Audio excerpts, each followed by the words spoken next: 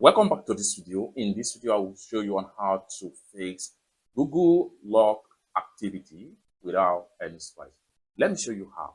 The very first thing you want to do is to go ahead and proceed to your phone settings. I'm going to go to settings right here. Then after you open up your settings, go ahead and scroll down until you get to Google right here. Click on Google.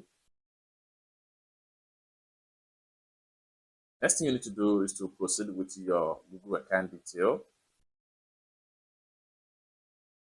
Then proceed with your Google account. Go ahead and proceed to data and privacy.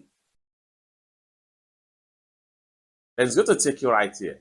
Next thing you want to do is to scroll down right here and make sure you click on my activity.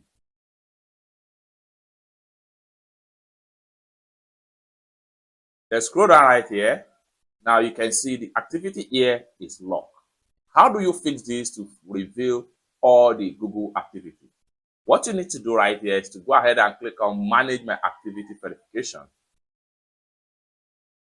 Then this is going to pump up. Go ahead and click on here. Then go ahead and click on Save.